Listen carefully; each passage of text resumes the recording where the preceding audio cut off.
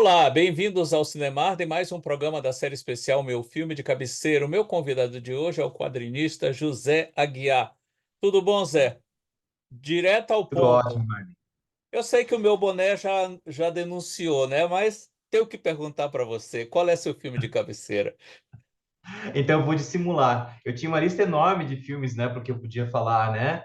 É, eu curto Metrópolis, A Meia-Noite Levarei Sua Alma, filmes bem ecléticos, assim, que me marcaram, Cidade de Deus, sei lá. Tem tanta coisa que eu podia falar aqui, filmes do Sam Raimi, dos irmãos Coen, coisas que eu amo, mas na hora que eu parei para sentar e escolher o meu filme, tinha que falar daquele que mudou a minha vida radicalmente, no sentido de foi aquela coisa que fez com que eu escolhesse ser um artista, em especial o quadrinista, e que me fez despertar para a arte do cinema, que me fez querer entender como é que o cinema funciona, que foi Superman, o filme que eu assisti quando eu tinha 9 anos de idade.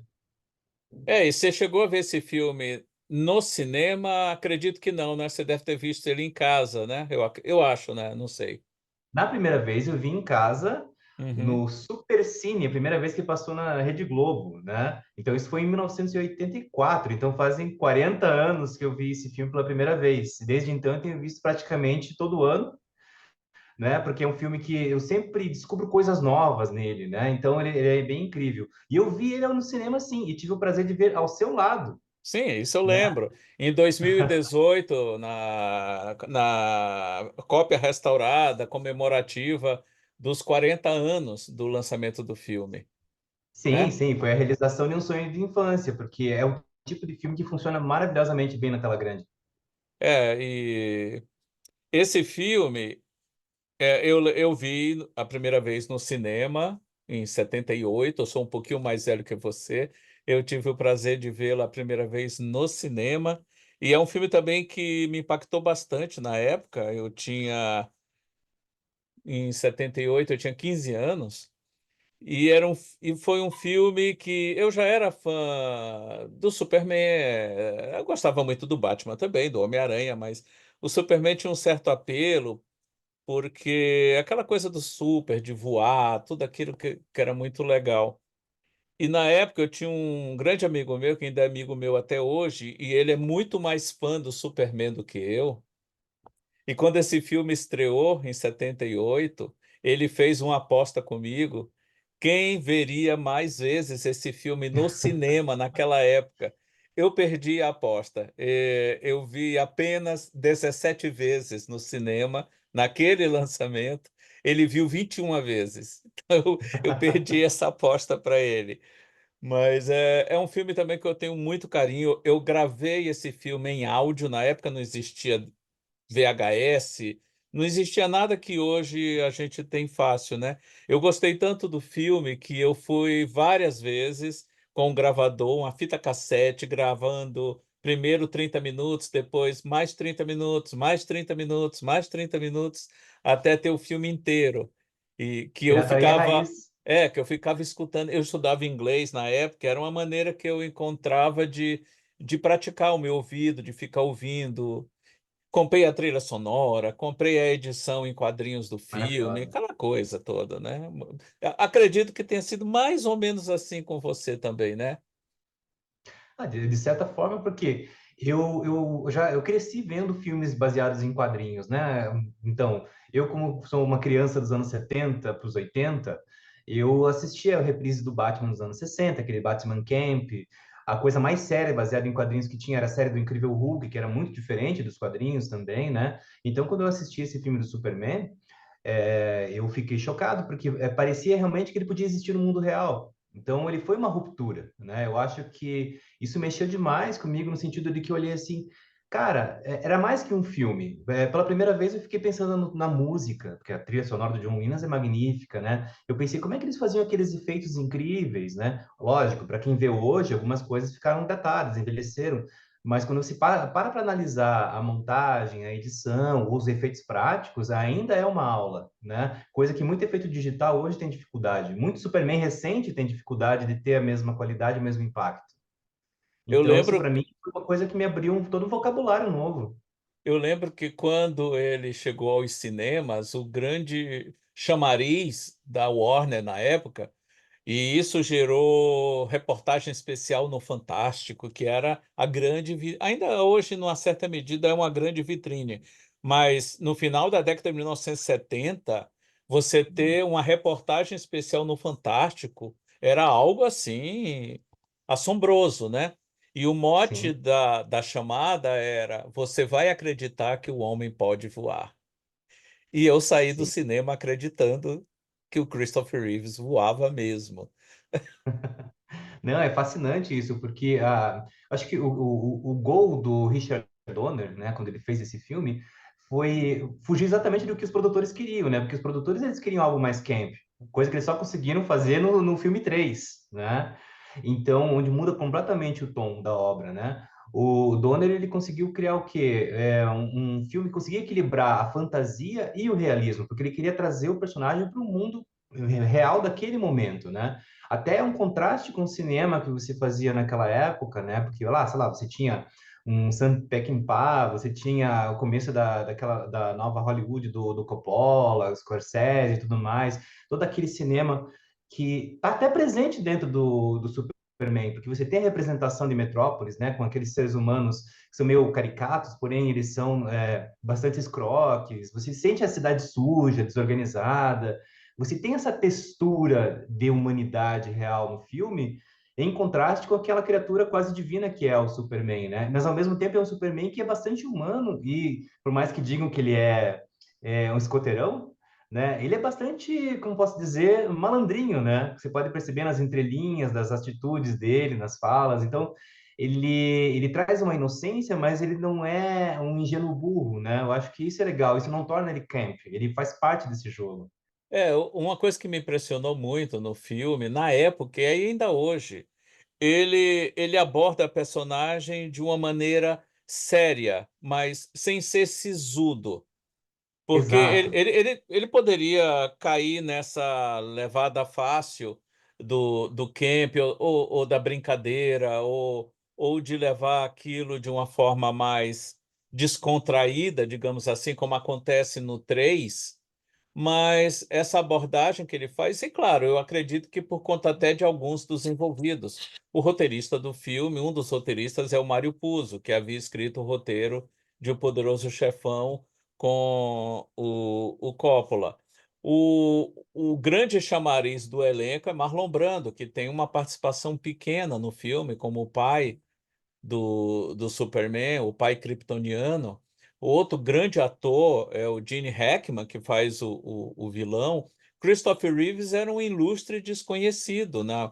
Mas hoje você não consegue imaginar nenhum outro ator daquela geração dele que pudesse ter encarnado melhor o Super-Homem do que ele. E o filme tem uma abordagem cronológica e bem séria, e bem na estrutura clássica hollywoodiana, ou seja, toda ação gera uma consequência e a coisa vai no crescendo, vai no crescendo. E eu nunca tinha visto nada parecido com aquilo numa adaptação de quadrinhos, mesmo nas séries de TV que existiam e mesmo em muitos filmes que vieram a ser feitos depois. Eu acho que o que o Donna faz nesse filme é estabelecer um paradigma que serve de bússola para quem depois veio a fazer boas adaptações de quadrinhos. Eu acho que um dos grandes méritos do filme reside justamente no que você falou, porque você cria um novo paradigma em vários sentidos, porque se criou, naquele momento, o Superman estava comemorando 40 anos de existência, né? Então, ele já tinha toda uma mitologia sendo construída no imaginário coletivo e tudo mais. E o filme ajudou a redefinir essa mitologia no imaginário das pessoas. Tanto que a maior parte das pessoas, elas conhecem o Superman por causa desse filme, mais, pelo menos o pessoal da minha geração em diante, né, conhece mais por conta desse filme do que pelos quadrinhos em si mesmos, né? Então, tanto que as fórmulas que foram adotadas para esse filme, algumas das ideias desse imaginário, eles refletiram nos quadrinhos também. Isso é uma coisa que é fascinante. Então, uma coisa vai se meio que se retroalimentando, né? Um conceito interessantíssimo do realismo que eles trouxeram é justamente a questão do Krypton, que aparece rapidamente no início do filme E ele é exatamente o contrário do que ele aparecia nos quadrinhos. Nos quadrinhos ele parecia um Flash Gordon classe Z, né? Porque era uma coisa bem cafona, meio carnavalesca. E daí você tem Krypton, total oposto da Terra. É um mundo seco, árido. Você tem, inclusive, né, uma população de governantes que é negacionista, né? Coisa que a gente, infelizmente, felizmente não vê no mundo real, né? Em nenhum momento. Então, isso já estava acontecendo lá. Então, então, eu acho isso interessantíssimo, né? Você fazer esses contrastes, né? E o filme também trabalha muito a metalinguagem, que é uma coisa que eu demorei para sacar também. Porque a primeira cena do filme é uma coisa incrível, porque ela começa dentro de uma sala de cinema, onde se abrem as cortinas, tem uma Uhum. tela com uma criança lendo um gibi. Bi, que é o número um do Superman, o Exatamente, né? Então, é a Action Comics, né? Action Então, Comics. isso. Então, é fascinante, porque é um filme dentro do filme, você tem realidades que estão conversando lá dentro, e inclusive há momentos onde você está dentro, né, da perspectiva do personagem, como, por exemplo, quando o Jimmy Olsen, ele apresenta para a gente a redação pela primeira vez pela lente da câmera. Você é o Jimmy Olsen, né, entrando nesse universo. Uhum. Ou então você tem outra quebra de expectativa quando o Superman vai trocar de roupa a primeira vez, que tem ó, o clássico elemento da cabine telefônica, que é um orelhão, né? Então, o filme está o tempo todo brincando com a nossa cultura pop, com a cultura de Superman que a gente já carregava E, até aquele momento, né? E vai e, e, reinventando isso. e você vê ele abrindo a camisa, né? Como é clássico também nos quadrinhos, em algum momento você vê ele Sim. abrindo assim, você vendo o S por Uhum. baixo, né? Você vê uma cena icônica transformada em realidade. Porque quando você lê o gibi, né, você completa com a sua própria imaginação, né? Só que cada um imagina de um jeito. E quando você vê isso transformado em realidade na tela, você começa a entender, puxa, então é assim que ele decola, é assim que ele pousa. São coisas que você não vê na ação do quadrinho. Você não tem esse momento em específico. E são essas sutilezas assim que trazem bastante riqueza, né? Isso para qualquer adaptação. E eu acho que é legal que esse Superman ele tem tanta força hoje ainda que ele realmente, como você falou, ele é um paradigma. Então, nenhuma das versões posteriores, com vários atores que houveram, né, conseguiram essa mesma leveza para trabalhar de uma maneira séria o personagem. A última versão cinematográfica, eu acho que é sisuda demais, né? Ela acaba se perdendo, né? Tanto que ela começou como uma refilmagem dos dois primeiros filmes do Donner e do Reeve, e Uhum. depois acaba se perdendo na sua proposta, né? Tentando ser sombrio e sério, quando na verdade não abraça o que o personagem tem na sua essência, né? Que na Sim. verdade é o que a gente precisa e sente falta nele muitas vezes, né? É, e é o que essa versão do Dona tem. Ele é uma personagem extremamente solar, luminosa, né?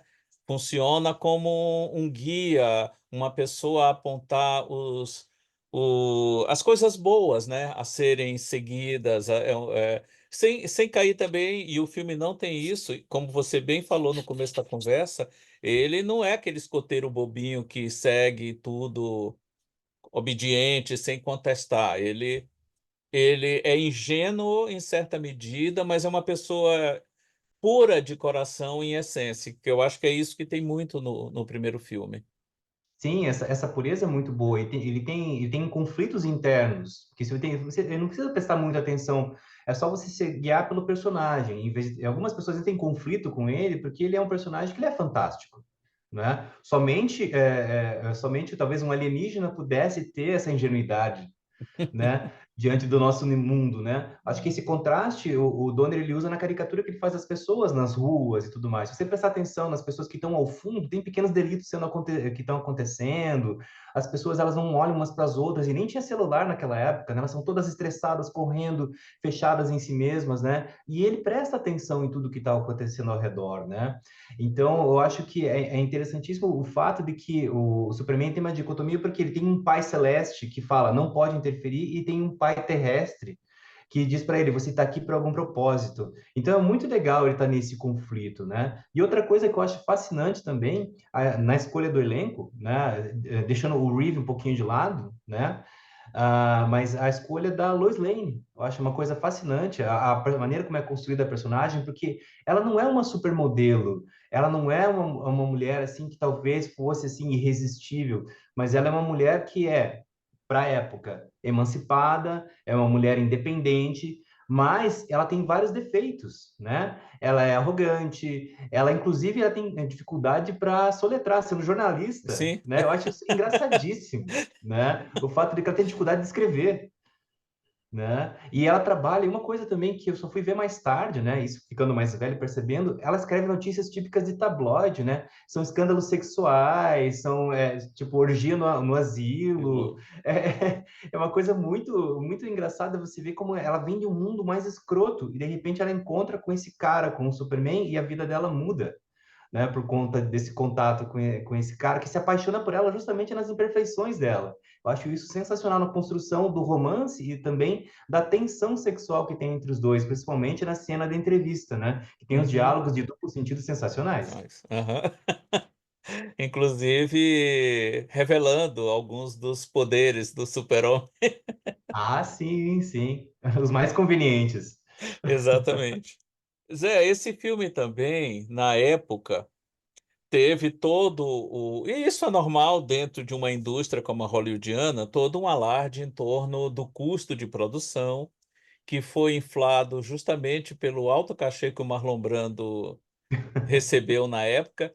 Ele não Superfaturou. queria fazer o filme, ele disse depois numa entrevista, e ele colocou aquele cachê de US$ 3 milhões, que era algo impensável na época. Tipo assim, não, eu vou pedir 3 milhões, eles não vão me pagar isso e eu tô fora.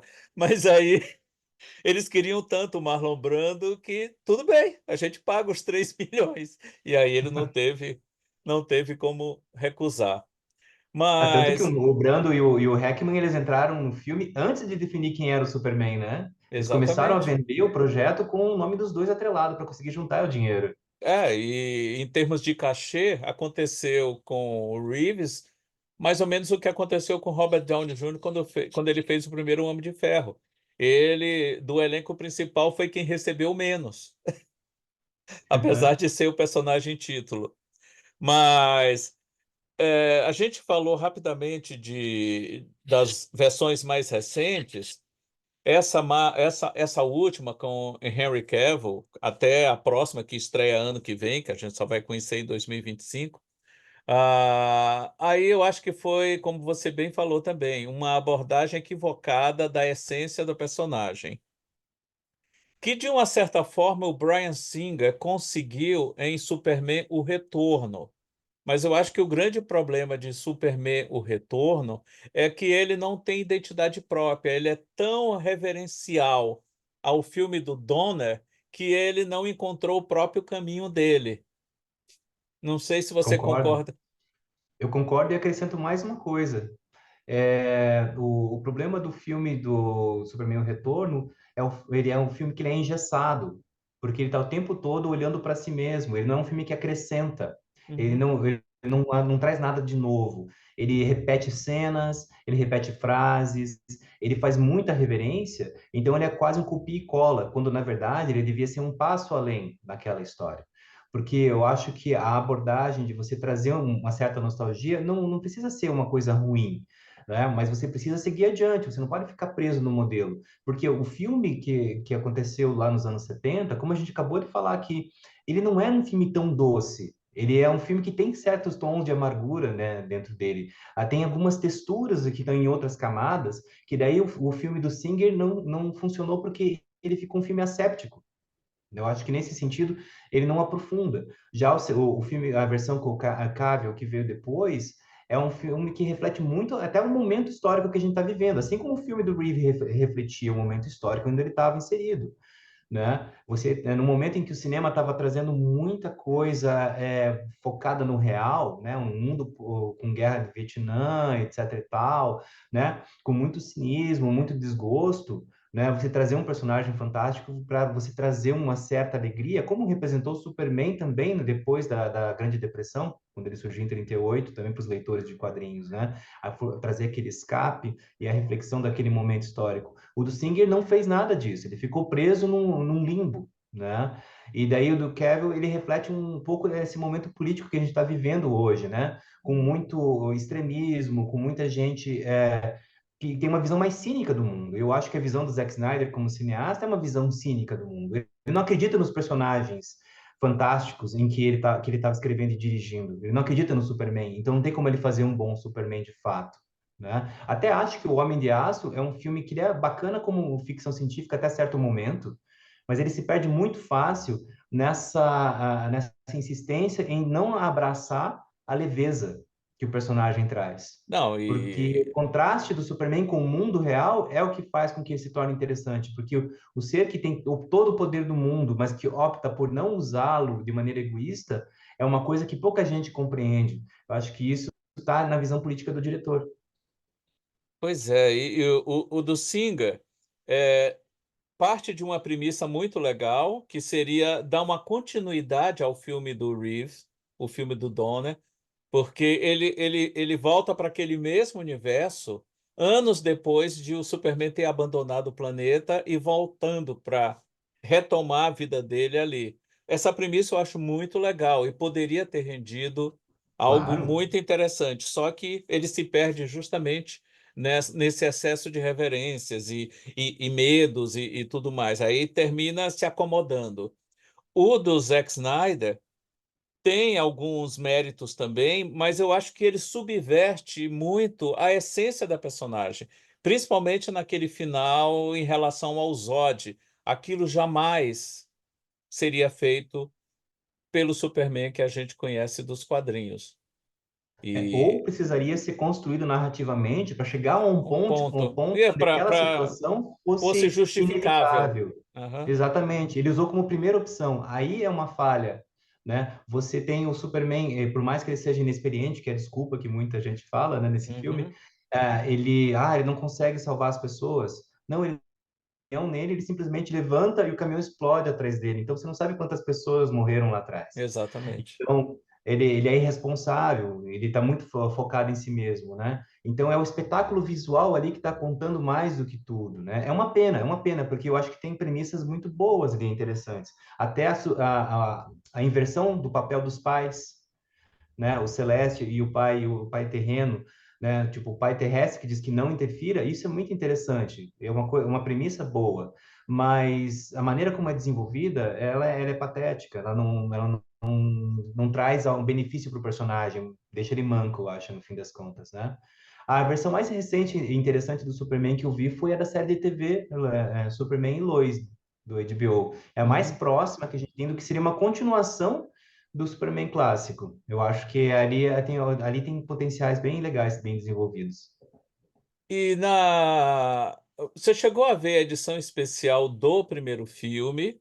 Porque existe uma versão do primeiro filme com pouco mais de 10 minutos a mais, que foi Sim. lançada numa das muitas edições comemorativas em DVD e Blu-ray, e foi lançada também o Superman 2, que nos cinemas chegou uma versão diferente, porque houve um conflito lá entre o Donna e os produtores, e ele já tinha feito quase que o filme inteiro, e aí passaram para outro diretor, o Richard Lester, que refez algumas coisas, modificou outras, mas hoje você encontra, quem quiser conferir, tem no Max, né, o streaming da Warner, você consegue ver a versão do 2 normal que chegou aos cinemas e a versão do Donner, né, que tem algumas coisas bem interessantes.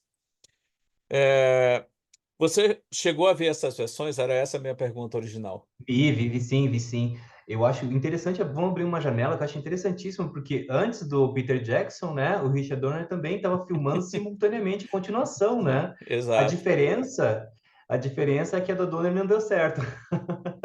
Ele foi podado pelos produtores, porque como a gente falou, né, o Donner ele tinha até uma placa, né, no estúdio dele que estava escrito verossimilhança, que era o ideal que ele queria para o filme. Ele queria trazer o Superman para a realidade, o máximo que ele conseguisse.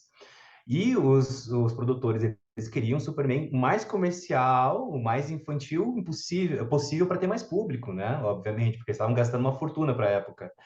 Então, chegou um momento que o desentendimento deles foi tanto que o Richard Donner foi realmente dispensado e ele já tinha quase terminado a parte 2, né? Tanto que, não sei se muita gente sabe, mas o final do um é para ser o final do 2, Uhum. né? porque é um crescendo apocalíptico, né? A escala do problema que o Superman tem que lidar.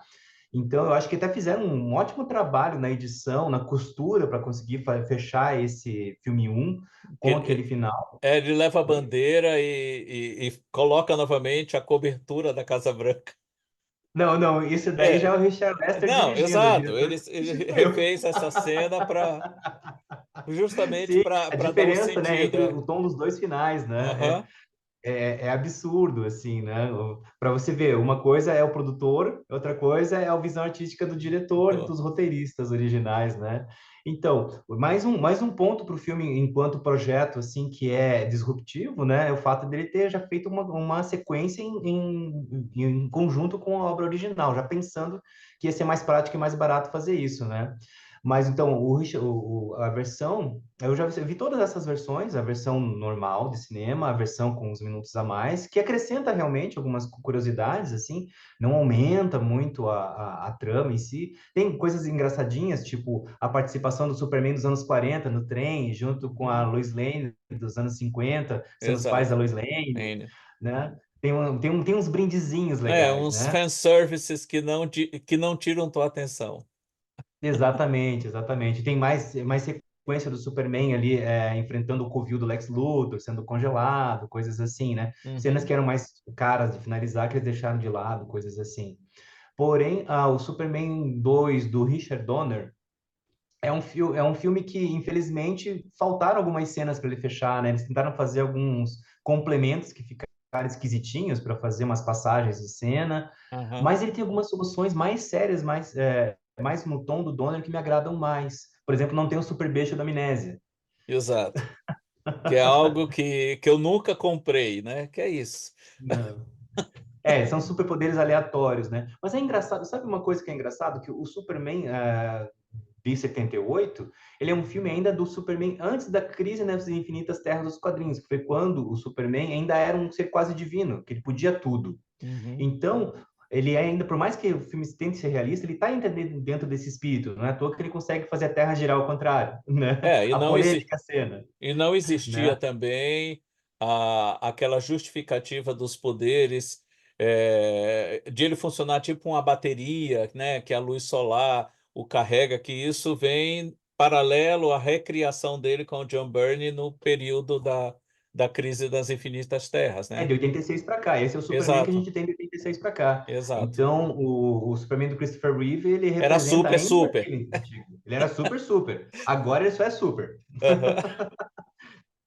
Né? Ele tem mais limitações, né? Porque podaram um pouquinho os poderes porque estava um pouco além da conta, né? Quando começa a dar beijo da amnésia, é porque tudo é É, possível, né? é, Mas voltando pro Director's Cut do Donner, eu acho que ele é bem interessante. Eu precisaria rever. Assim, eu fiquei com uma reação mista, né?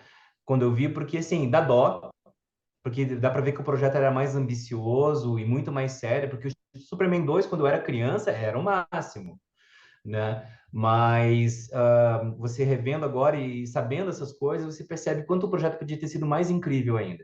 uhum. Zé, a conversa está muito boa, mas a gente está chegando ao final.